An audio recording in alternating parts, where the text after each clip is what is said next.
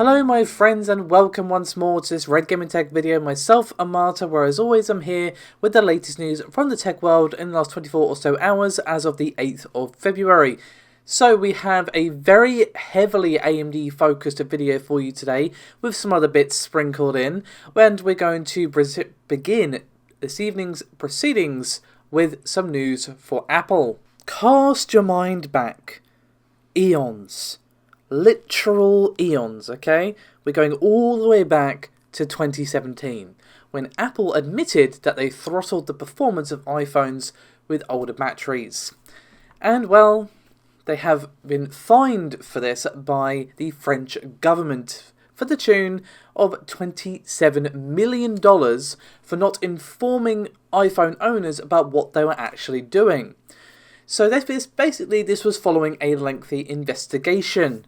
At the time, that suggested a link between the performance capabilities of an iPhone and the age of its battery. And of course, Apple themselves said at the time, quote, lithium-ion batteries became less capable of supplying peak current demands when in cold conditions, have a low battery charge, or as they age over time, which can result in the device unexpectedly shutting down to protect its electronic components. Now, obviously, they did do a battery replacement program, as we saw, and 11 million people actually took them up on this. However, the competition and fraud body in France, the DGCCRF, is still holding Apple accountable for not informing owners about what was going on, which they say, quote, constituted a misleading commercial practice by omission. The DGCCRF has indeed shown that iPhone owners had not been informed that the updates of the iOS operating system 10.2.1 and 11.2 they installed were likely to slow down the operation of their device. Now, interestingly, while Apple have responded to this, and I'll get to their response in just a second, they haven't actually contested the decision at all, and they must now actually display a banner on the French homepage for iPhones for 1 month stating that they misled consumers and that they have paid the $27 million fine. Now, the full statement from the DGCCRF is linked in the description below this video, but unsurprisingly it is in French, so go give it a read if you read French or if you fancy copying and pasting the whole thing into Google Translate. So what about Apple's response, I hear you ask? Well, they said, quote, our goal has always been to create secure products appreciated by our clients, and making iPhones that last as long as possible is an important part of that. So their response is not really a response. It's an answer, but it's not a response. Those two things are kind of different, at least in my opinion. So, while this is not exactly going to make Apple fold overnight, $27 million to them is pretty much pocket change. They have a ridiculous amount of cash. So they're going to pay this. They probably are not happy about the fact they have to shell out so much money, but this is not really going to have any long-running ramifications in terms of the money spent, I mean. I think they're definitely going to be watched closer by government bodies, and other government bodies may decide to take them up on this as well. We'll have to wait and see. So, with that said, let's move over to AMD and Apple as well, with some Macs with AMD CPUs. So, basically what we have is an update to the macOS Catalina 10.15.4 beta.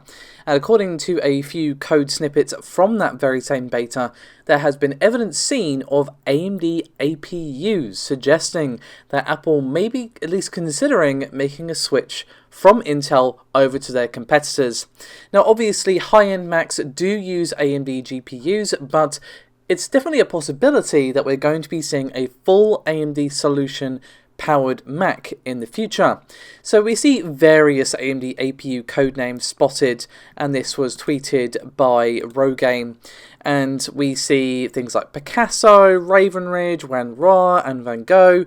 So it's just possible that Apple, are just testing, switching out the chips, seeing what works best in their ecosystem. Perhaps there's a feature that they want on or a certain speed versus power draw, etc. So they're just seeing their options is how I take this. But obviously that is just speculation on my part, but I feel it is, I'd say, a pretty solid guesstimate. So obviously, as I've already mentioned, these are APUs. So this is definitely going to be in MacBooks, not a full powered Mac, at least for now. Obviously, if Apple decide to make this move, it's definitely possible that they'll look to the full desktop Ryzen solutions for their future builds. But that's not the only thing we have from Rogaine today.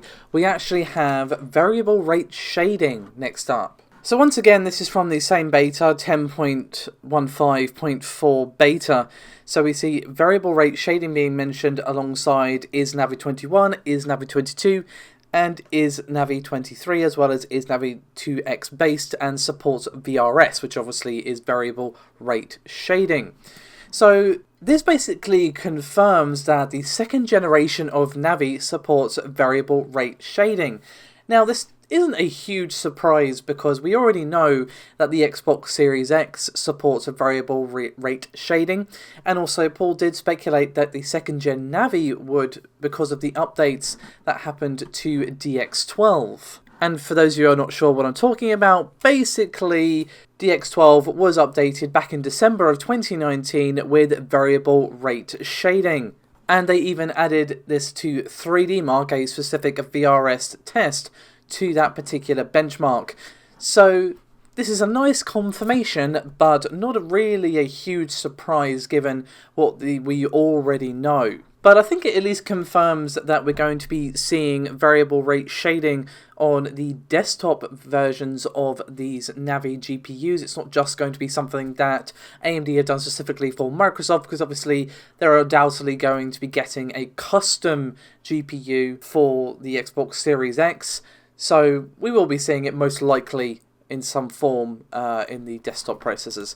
So let's move on, shall we, to Threadripper. So basically what we have is an overclocking world record has been broken thanks to the 3990X, and this was overclocked to a very, very impressive 5.5 gigahertz, and this was achieved by the professional overclocker TSIAK, hopefully I pronounced that name correctly, TSIAK.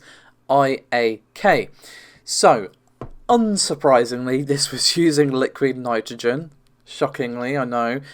But we also saw in the rest of the build a MSI Creator TRX40 motherboard and a single stick of DDR4 RAM clocked at 1866 MHz with 13-13-13-31 CL timings. Now, a couple of overclockers have also reached some pretty impressive results. For example, Splave has managed to get the 3990X to 5.4 gigahertz, 5.3 and 5.375, should I say, and 5.305. And SafeDisk has the highest score for W Prime 1024M and Cinebench R15, and was clocked at 5.1 gigahertz and 5.2 gigahertz respectively. So very, very impressive indeed. This is of course not the first time that AMD's Threadripper processors have broken world records. So let's move on, shall we, to EPYC. So basically what we have is some new SKUs are apparently being prepared by AMD for the EPYC line, which are optimized for higher frequencies. Now this was spotted by myself on the r/AMD subreddit, but the original benchmarks, which we'll get to in a moment, were tweeted by Momomo.